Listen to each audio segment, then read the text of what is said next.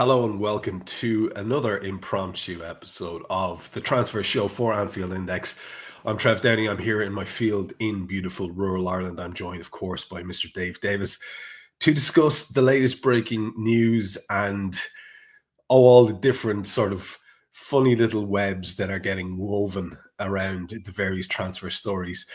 We were talking amongst ourselves, Dave, and we thought, is it a bit much to go again? And yet there seems to be enough there for a really interesting little tale that we wanted to share with everybody. So I think the answer was, yeah, let's do it. I can't believe we're on the 23rd of April and the amount that's just come out today, even publicly, our WhatsApp's gone mental, hasn't it? About 8,000 messages, screenshots and things back and forth. It just feels like this whole Club World Cup and certain situations has just brought everything forward a couple of weeks. We should normally be waiting until like May, towards mid-May, but because of this, because of contracts, clauses and situations, it is all just moving rapido. And there are going to be a couple of clubs dominating. The main club that dominates tonight is Bournemouth, and we'll get to why that is really the case later. But let's start with the biggest story. And the reason really why we're doing this is the whole Dean Huijsen thing. And just to tee it up for folks, he had obviously been identified as a target for Liverpool amongst many, many others. Arsenal were in the mix as well, Chelsea in the mix, and that's going to become relevant as we go along. And we know from the chit-chat we'd heard that he himself was really hoping for a Real Madrid move. There are all sorts of different connections and twists and turns. I don't even know where to start except maybe just to tee it up and talk about how Liverpool's connection is both strong and tentative at the same time and where those connections are coming from. So let's just let you run on this one, Dave, and I'll just poke in every so often if there's stuff I think we can fill out a bit for the folks. Yeah, makes sense. We have to draw the line from what's happened before and what's accelerated massively and come out today. So just sort of going back, as we mentioned on this show, clearly a target for Liverpool, David Ornstein, various journos said, exact clubs that you mentioned in the mix, Chelsea as well, which we'll link to, Arsenal, Newcastle, although it does seem there was always Newcastle were kind of mentioned as honourable runners, and I don't really think they're in the mix, but they were mentioned, it's fair to say. Clubs had made their pitch, as we knew, to Huijsen, and we said on this show, our info was we tried hard. We really wanted this kid. Van Dijk had done the FaceTime phone call, all that type of stuff. Liverpool wanted to bring him. It was also interwoven with, we were excited about this one, weren't we, Trev, if we could get it done, but not at the expense of Ibu Konate moving. We definitely didn't want a one-in, one-out scenario. This was a reinforcement rather than a change. So that is coming into the mix. Others have clearly started to make their move and made a real strong move. And that kind of brings us up to the craziness of where we are today. And just, I don't know what you'd say in the last 12 hours, just the info that spilled out or things that are coming and what we've been chasing. It does seem like things are just happening fast with this. Everyone wants a resolution as quickly as possible. And can we start driving this bus now towards where the origins of these stories and the connections to the clubs are particularly strong? Because this is where we get into the soap opera aspect of it. There are characters, they have different motivations, and the central character is sort of apparently being pulled between these various sort of influences. So maybe could you lay out that story and where these this information is coming from via your various sources? Yeah, because I think it's easy to confuse it all because there's so much come out today. Who said what, where it's coming from, etc. So the first place to start is Lewis Steele, been on Media Matters, Patch Journo, know him very well. And his literal story that he came out, as you can hopefully see on the screen there, folks, was that Liverpool and Chelsea are in a battle for Dean Huijsen. They're the two. Various other things he's mentioned, which we'll come on to later as well. But Lewis saying that his info was that Chelsea were the front runners, but not to rule Liverpool out. That was, that's what's in the article there. Also mentioning that if Liverpool didn't have any joy with Dean Huijsen. Jared Branthwaite was another player they were looking at. So that was in the mix. That was from that article. Feels like Perry Mason, this, doesn't it? Exhibit A, we'll call it that one. Then, Trev, literally, and make sure I've got the right one here. Here it is, the transfer notebook. So Alex Crook, who works for TalkSport, a lot of people will know that, well connected with Bournemouth, gets a lot of stories from there. And it's kind of in the middle of many things, but just in case you want to read it, folks, Blues moves in that article. And he mentions Dean Huijsen and fierce competition. However, as that line says there, if I highlight it, the centre-back is believed to favour a move to Anfield or the Emirates. So you're kind of already starting to get that. Which one is it? Where's he favouring? Where's he going? Just from, all the things we're seeing there. Then the third journalist to really call out, Matt Law. Now, Matt Law, well-known journalist, works for The Telegraph, well-connected and well-known at Chelsea as well, runs Chelsea stories. So I know people will say that's a factor. Yeah, absolutely, that comes into the mix. But as he mentions there, and you can see from his tweet, Chelsea are the favourites to land Dean Huijsen. And, I mean, just as you know from the screenshots and chasing around, will people say Chelsea are favourites? Yes. Will people say Liverpool are favourites? Yes. Will people say if Real come in, forget it for everyone in England? Yes. There's just, as you can see there clearly with all them exhibits, Trev, no one's quite sure, but Chelsea or Liverpool seem to be the front runners, don't they? According to everyone, for Liverpool. It's just which one's favourite, which one's closest. It may almost be a case of which journo do you want to steer into? And the journal is one thing, and you can, like anything in life, put your trust where you wish, and all the best to you with that if you're an all-in believer. We on this show tend to be a little bit more circumspect and assume that most people are trying to do the best job they can with the info they have, but we stay a little bit agnostic in terms of going all in on anyone as a guru. But the story is really complicated or fleshed out when you start to understand where the influences on the player are coming from. And that's what makes this particularly interesting. I'm not sure how much you want to go into this because I know we've talked about bits and bobs you've heard. Can you get into any detail on that as to where the various push and pull factors may be coming from? Yeah, I think it's sometimes easier just to lay it all out rather than try and be cloak and dagger from what we found. So probably there's advisors, there's parents, there's all sorts of things going on in this mix. And I love a good biblical reference, Trev. The Bible says, honor thy father. Remember that, young Dino. Remember that at the end of the day.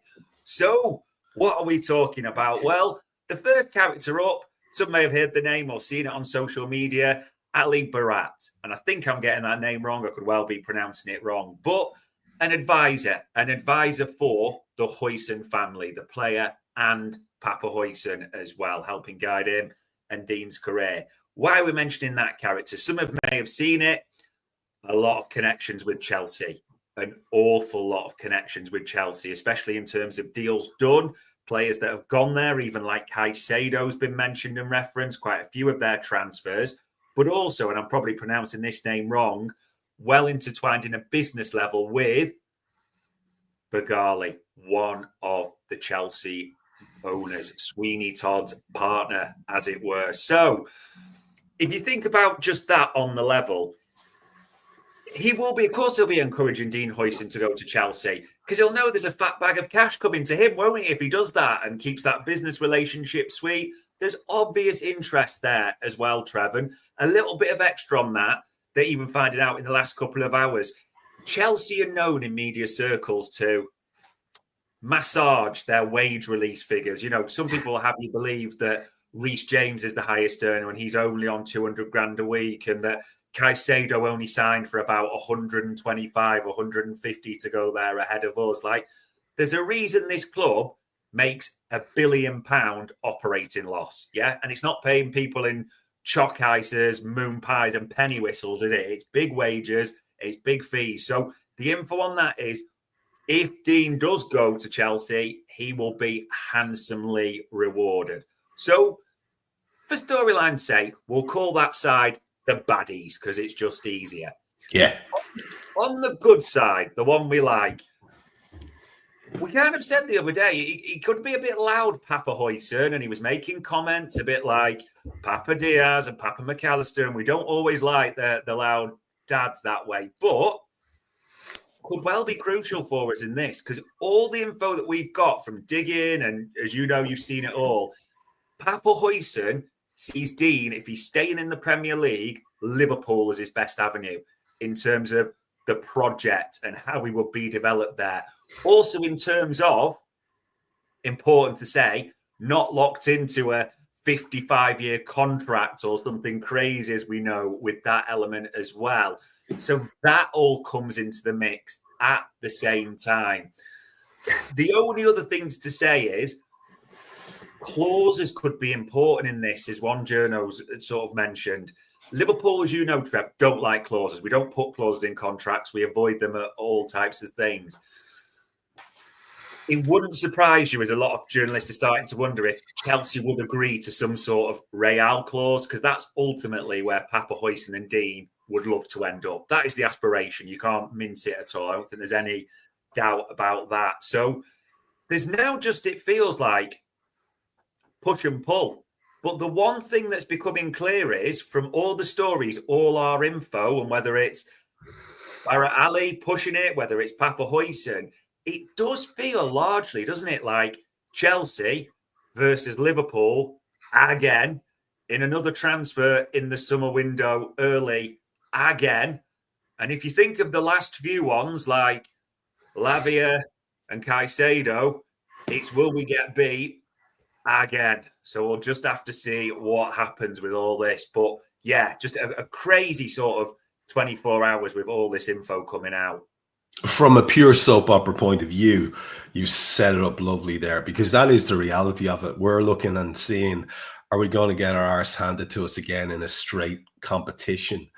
But of course, there's a couple of complicating factors, and Mike there in the chat has mentioned something that we spoke about on, I think, the last 2 or 3 shows, which is that the Ibou Konate situation is complicating everything. That's just a given. You and I are both of the opinion we'd like this ideal world where we get someone like Huijsen and Konate stays. That's the sort of reality going forward that we'd like to see. Yeah. But there is another little, if Chelsea are the bad guys, then there's the absolute dark empire that is Real looming around in the background as well. And I saw this today. You can dismiss this out of hand, but I think Dave was reacting to it on Twitter. Someone was talking about how Huijsen himself was liking the idea of, they were saying, Chelsea as a kind of, let's go here for a while and then I can get to Real, because you know the conception was he's a bit young to go to Real just yet. I find this hilarious, because if that was the case, if I'm Dean Huijsen, I'm going to actually be leaning towards Newcastle, because, or somewhere where I think I'm going to get my start for sure. Yeah, you know, because he can't guarantee a start ahead of Ibou Konate if Ibou Konate stays. So the whole thing is complicated by the fact that even huge clubs like us, and to an extent Chelsea, are still being looked at, because there's always this other factor that if Real Madrid bat their eyelids at you, people invariably run. We've just spoken about that with our right back. We know what that feels like over the years as well. It is a very strong, complicating factor in this, isn't it? Yeah, 100%. I think all the clubs from the Premier League in the mix are aware, if Real come in, forget it. It's done. You're then just waiting to them to agree a deal and seeing if there's any pickings from that. But it's all about, is it now for Real? I think, again, you're looking in Spanish media, we don't really know Real Madrid inside out, bar the craziness of all the manager situation. But there doesn't seem any immediate desperation, does there, for Real to come in and buy a centre-back right now? So maybe that plays into the mix. But I still think it'll go back to this. And again, it's always fun just to speculate on these situations. The the Huijsen camp will be saying to both clubs, and probably any club, like you said, would you give us a Real clause? You know that'll be in the discussion, like, would you give us a Real clause? I think the big thing is for us, I think we'd be no. That's not the way we do things. There might be a quiet agreement, but there's no way it's going in a contract that way for us. I think Chelsea would, though, Trev. I've got to be honest, because of the way they operate, that type of thing. I do think if they knew he was leaning towards Liverpool, that would be a concession that they make personally. We'll have to see. But we kind of hope Real don't come in at all, because we're just all sick of Real, and they're going to ruin the drama, aren't they, a little bit, where he's going in the Premier League. But ultimately, if it's worst case scenario for us, at least if we're going to get beat in the transfer window, let's get beat by Chelsea before it even starts, and we can just get that out the way from the summer and crack on for there. But this is honestly it's just so hard to know what's going to happen. Your own personal feel on this, because we're looking at these stories developing every day, and like you say, our WhatsApp thread between the two of us is like a sort of a dumpster fire of information constantly, and us reacting to it. And sometimes you can get a little bit lost in the mix as to where we are. Like, for example, I know where you stand on Xavi Simons, but I'm not 100% sure where you stand on this particular move, because as who is it there, Pabitro saying there in the text thread, there are quite a few decent centre backs about. It's not quite as much of a crapshoot as the striker market, which we'll get to later on. Would you be terribly gutted if we missed out on this kid, or is this one of those ones where you reach a point? Like, for example, that could be the straw that breaks the camel's back, is someone saying, "Hey, we want a Real clause." That's really get away, isn't it? Yeah. That's the end, isn't it? How would you feel about this? And would you be gutted to miss out on this kid? You know what? I wouldn't be gutted. I'd like him as an addition, as we said, on top of Konate with Van Dijk as a third option. I would like that, and can't pretend or backtrack on what I've said there. It's not, though, for me personally, one of the deal breakers of the summers. We have to get a good left back. We have to get an elite number 9. You do want a good centre half, and obviously, as I'm saying this, we don't know what's going to happen with Konate, so that figures into the mix as well. But maybe the best way of putting it is, I think the kid's a talent. I would sacrifice the Huijsen signing to know we could keep Konate. Maybe that's the best analogy I could give. That's just honestly, doesn't mean I don't rate the kid. Doesn't mean I don't, I see the potential. We've profiled him a lot. But right this moment, I would sacrifice Huijsen if someone could guarantee me we'd keep Konate. Yeah, man, that's pretty much where I am. It's, the guy has earned his stripes and his affection has Ibu. And as a lot of people are saying there, if the kid isn't 100% in on being a Liverpool player, then, off you trot, lad. Have to laugh at Damo asking if we have an LFC TV escape or exit clause in our contracts. No, man, we're at the club of our dreams. This is our boyhood club, Anfield Index. So, take what you will from that. Let's move it along, because we aren't finished with Bournemouth by a long shot, but there are other bits and bobs going around here. And just to finish that, as you say, it is all about what information you choose to believe is absolutely the correct one. All of those factors that we mentioned, the father's influence, the agent's influence, the Egbali link, all of those things are there. And they are all factors, as is the Real Madrid big push in the background. So we take what we can from it. But best to know about all of that information while you're trying to make up your mind about the whole thing. And meanwhile, we go back to Bournemouth. And this time we're going back to an old topic of conversation, the one that won't go away. The other guy in your little and the little mock-up there by AI in the lovely Liverpool Adidas kit, young Kirkes. Now, there's a slightly different angle on this as well, because it appears as though the owner of both of those footballers has a little bit of an interest in at least 3 Reds. Now we start to get cooking with gas. Now things look like there could be all sorts. We know Todd Bowley loves a horse trade. He loves a horse trade, and there could be some. I'll give you that and an orange until Easter, and then we've got a deal. Have we got a deal? And spitting on the paw. Let's talk this through. Tell us who it is that Bournemouth are interested in, and how that may or may not affect the Kirkes thing. This has the potential to be absolutely brilliant this summer.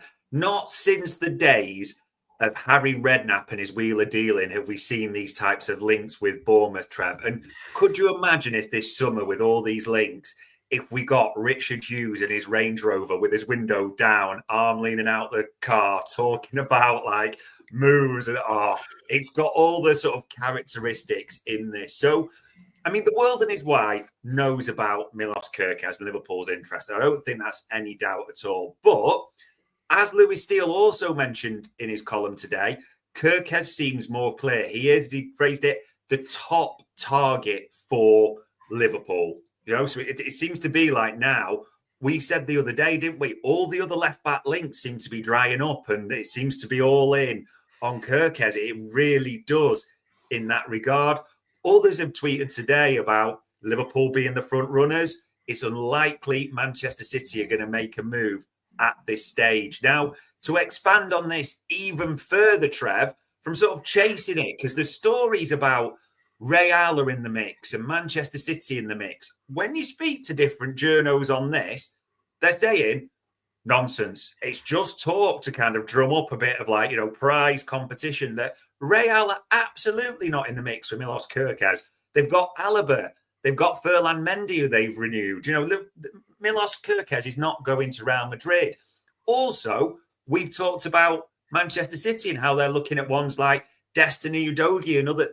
Milos Kerkez is not going to be going to Manchester City. So all that just feels, as a lot of journalists suggest, like you can place stories, can't you, to help a price and get a negotiation that you want. So I love this. The game is absolutely afoot with this one. And then there's 2 characters on the screen there. There should be 5 characters on the screen because, as Lewis Steele mentioned there, with Bournemouth interested in Liverpool stars in return,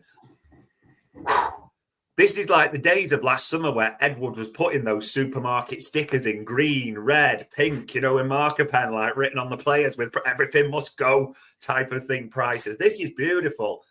Get into the mix, Queeve and Kelleher. Get into the mix, Harvey Elliott. Get into the mix, Ben Doak. Bournemouth like 3 of Liverpool's players. And let's be honest, as you say those names, I'm sure everyone was joining those dots. Liverpool would sell all of those, wouldn't they? They would absolutely sell all of those for the right price. With all the 3 of those left, it would not remotely surprise you whatsoever. So, like you said back at the start, this absolutely has the potential to be like player trades, swaps, all those types of things. And I've just got to pick up one comment in the chat panel because I love the madness of the chat panel, as we know. But K-Mac, when you're saying it's top target for left back, not forward, ! As we've told you the last few weeks, priority targets, mandatory positions we want to fill are left back and centre forward. So I don't know why the exclamation mark, but the drama is just afoot on the screen in the chat panel. Player trades could be something we are steering right into. When you think about the names you've mentioned, and people will have their own emotional attachments to players, and they will get very extreme in how they express those emotions. So-and-so is the best. So-and-so is not that good. I've even seen, I can't remember where it was. It's moving too quick. Someone said, hey, Konate is not that good. Relax. So, yeah. I mean, when you have that extreme of opinion where some people reckon it's the best thing ever, some people reckon I'm not that arsed, you're going to have an awful lot of conflict there. But if we're being perfectly honest and just take a step back for the sake of what this show is, which is the transfer show, which analyzes things in a sort of detached fashion without us trying to impact our own emotions with players, you can see each one of those guys playing for Bournemouth. You can see how Caoimhín Kelleher would welcome the chance to be a Premier League regular starter. You can see how Harvey Elliott would have the exact same feeling, and both will be thinking, well, this will do my international career the world of good as well. Yeah. And of course, Ben Doak is still very much, I'm not 100% sure where Ben Doak will make it or not. Maybe he will. Maybe he's on his way to being someone that will really regret letting go, as are the other two, if that were to happen. But you can see all three of them doing bits in a Bournemouth jersey. So all of a sudden, this is not as fanciful as it seems. This now starts to look like, oh, this is how we get around the monster fee that they're talking about for Kirkes and make ourselves and everybody else not look like we've overpaid for a kid at left back who is, granted good, but only a season and a half of track record. So look, there's a lot going on there, man, and it's very, very interesting from the perspective of this show. Again, make a call on it yourself, just for the sake of where you'd like to land on this or what you think. I can see at least two of those three. Like, you could see Elliott and Kelleher being good money makers for us. Yeah. Whether or not people would be, I'm trying to do a car deal as we speak, right? And whether or not you want to sink your money into a sort of a horse trade thing where a lot of the money can get lost in that. Sometimes it's for the good, sometimes it's for the bad. It's all about the equity in the deal. So when you look at that, you look at Kelleher, you look at Harvey Elliott. Yeah. On the face of it, they could be our two of our biggest potential sources of revenue alongside Darwin and Diaz.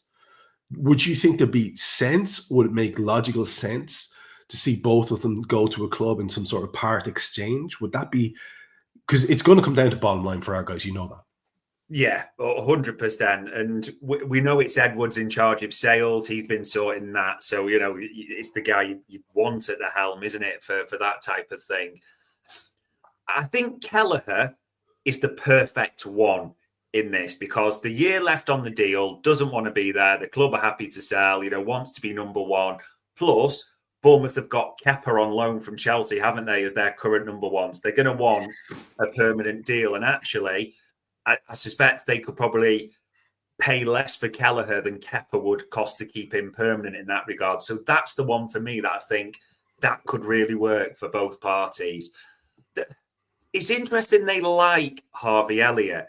And maybe I'm seeing it wrong. I don't know, Trev. But when I look at Harvey Elliott's price, I do think homegrown, age, creativity that he brings, the left foot and all that, in the right side as a number 10, he could easily be worth, what, for me, 40, 45 million. That's what we should be pushing for. So the fact that I'm valuing him at that, and people will see it different, that to me, I'm like, well, how does he work in a trade? Because I think 40 is a bit expensive for Kirkes in the first place. So I don't want to see any deal where Harvey Elliott's involved. It's kind of balancing the scales in the wrong way. So I kind of just personally took him out. And people could say, no, that smooths the way for Huijsen. But Huijsen's irrelevant. It's a release clause. Anyone can trigger that. You don't have to appease Bournemouth in that element.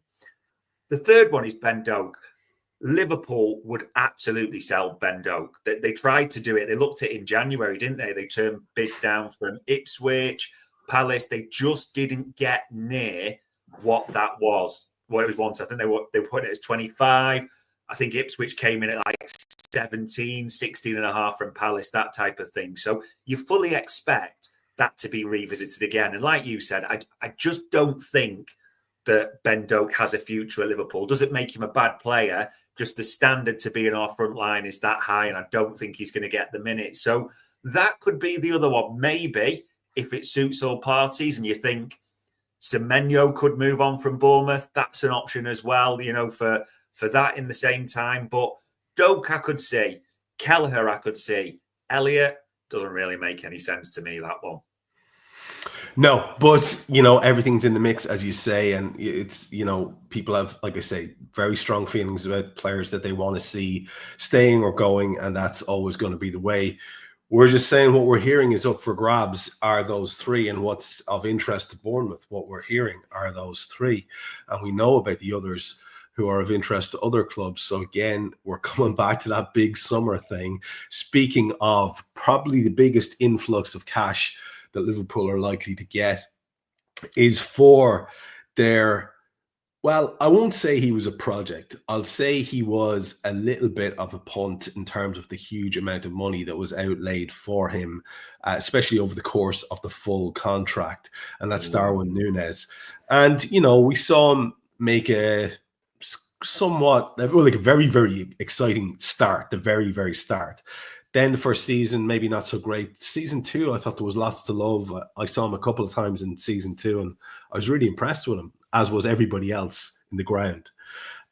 This season, again, it's fallen away. And you and I have discussed on this show how it looks as if maybe he may have hit a wall with his frustration levels, having been on his bike at Christmas and then suddenly not on his bike and being told he was going to be an important part and then not being as evolved as he wanted to be and his form not being what he wanted to be. Apparently recently he's had a little bit of a dark spell for himself, and theoretically that might have been the reason for his exclusion from at least one squad. So we're looking at Darwin Nunez. We're looking at Darwin Nunez as, even with all that baggage, being a very, very, very saleable asset, especially to Saudi if they come back in again. What is the latest that we've heard on Nunez? Because there is at least one very interesting wrinkle to this story this time around.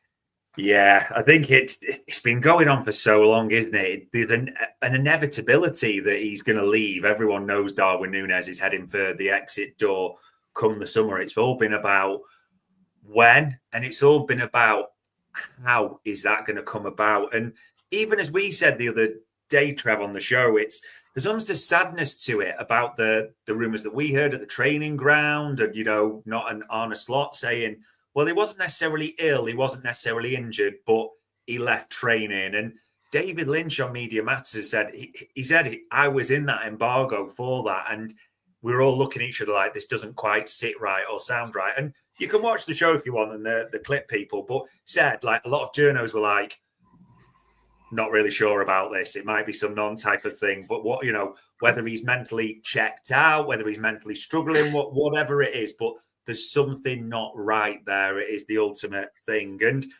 all of a sudden, this story comes up, and it's through a bowler, isn't it? And I know you've seen it, Trev, this one about there's a belief, a €5 million or 4.3 million, I think it is, clause exists that if Darwin Nunez plays or starts one more game for Liverpool is triggered.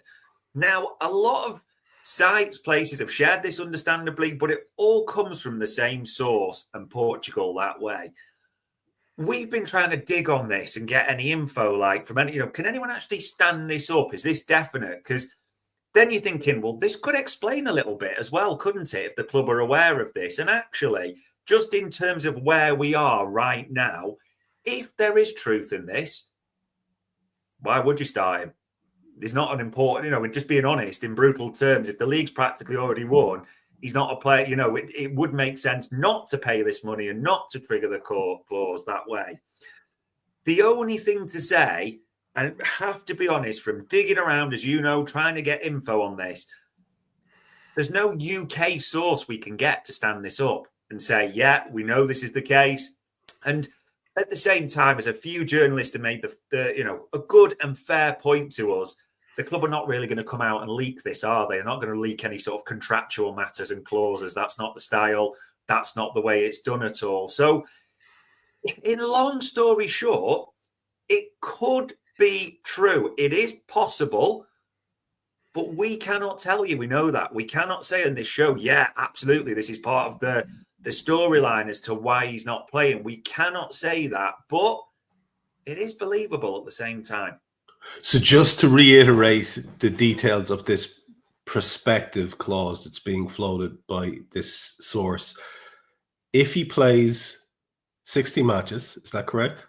I think so, yeah. That's then what, yeah. Then this 5 million payment is triggered, and he's currently on 59 starts.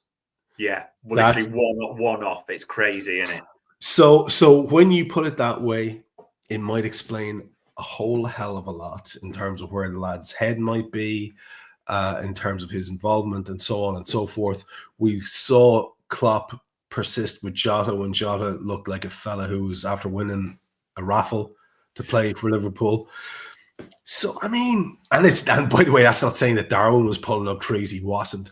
No. But, do you know what? It's interesting. And again, we deal on this show with information, but also rumors and speculation, because that's what transfer shows are for.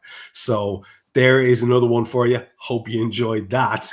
But we're not quite finished yet. This will be a shorter than usual show, but we're not quite finished yet, because we have one more thing to talk about, and it's another striker link, and it's a further little wrinkle in the Victor Osimhen story.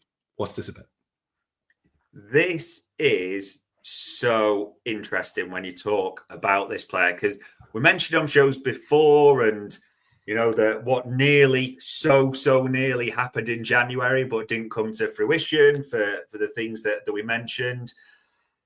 This one, now, I'll be honest, before this week, and this isn't being disrespectful at all, if you can see it on the screen, people, we've retweeted it via Anfield Index.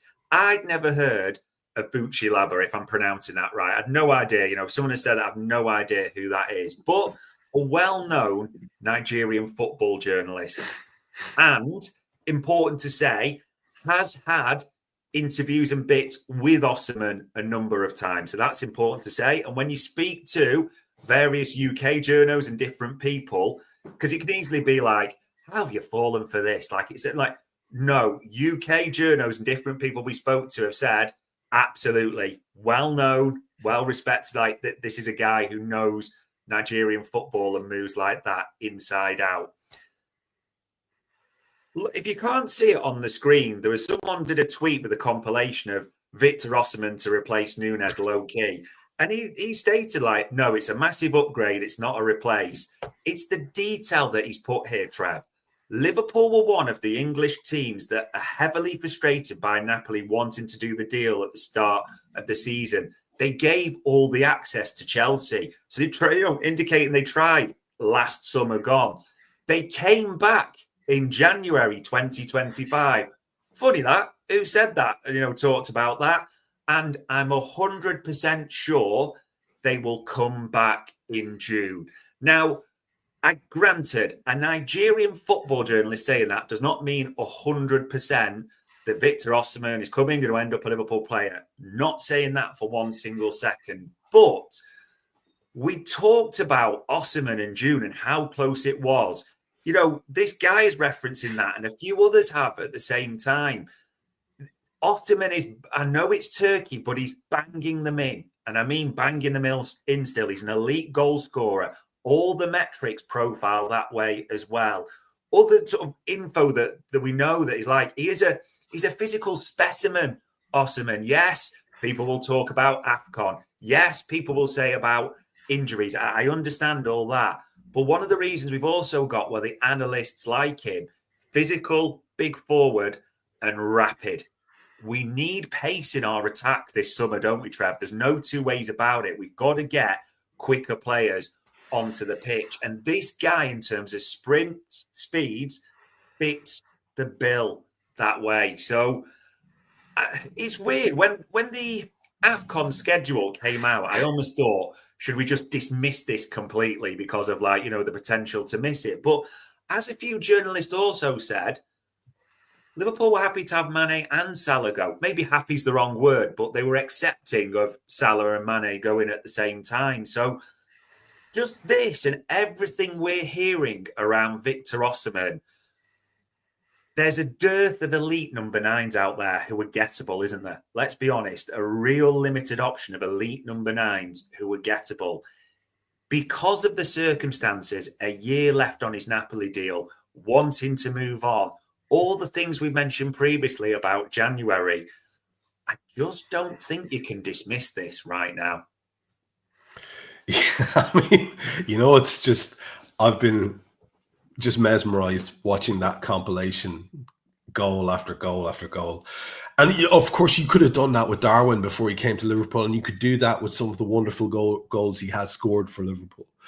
But we desperately need someone who can help Mo out in terms of being, if not a goal machine, then a well-oiled goal sort of assistant.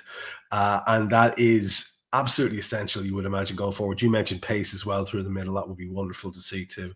So, I mean, you look at someone like Osman and you go, yeah, and the AFCON thing is an issue. There's literally no two ways about it. If you're going to be trying to compete for the big trophies, that the timing of that is pretty horrendous. But someone is going to be coming in, and that is very exciting. And like I think it was Nigel earlier on, for me, the one I hope we get is Alvarez, but it seems like the longest shot. But he just seems to have, I was listening to Jan talking about him last night on Mulby on the Spot, and Jan was telling me he's got that physicality, he's not afraid of a tackle, he's got that technical ability, he's got a super attitude, he's the right age, he can bring people into play. I mean, that's what you want. But again, I'm not going to turn up my nose at any elite striker that we get in, because it makes a big, big old difference for us. We wanted to do this one this evening, Dave, because there has been all that news, specifically with the Huijsen thing. Yeah. I'll leave it to you if there's any last minute things. You often have a little bit of a twist at the end or some extra info that you want to throw in just before we finish. Yeah. And do you know what? You can all call me ITK this, blah, blah, blah, whatever in the chat. I really don't care.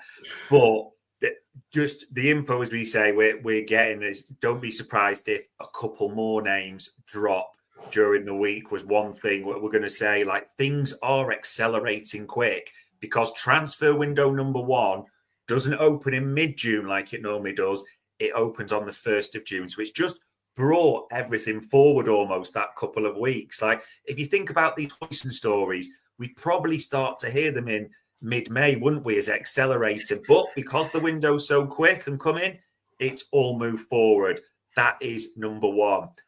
As a few analysts have also pointed out or said, Trev, as well, Liverpool are probably going to have a big Trent-shaped hole in their side and in their creativity and all that bit. We all know what's coming in the summer.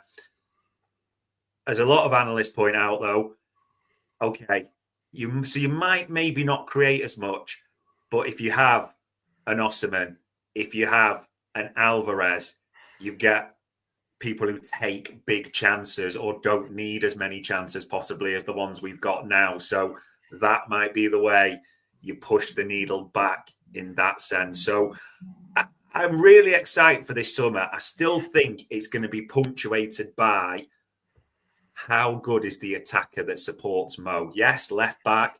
Yes, all the other positions where everyone jumps on me. But this, how far the needle moves for us is almost who replaces Darwin Nunez. And that will decide so much for me. Especially when you consider all the rest of the clubs who are going to be challenging will push on over the summer.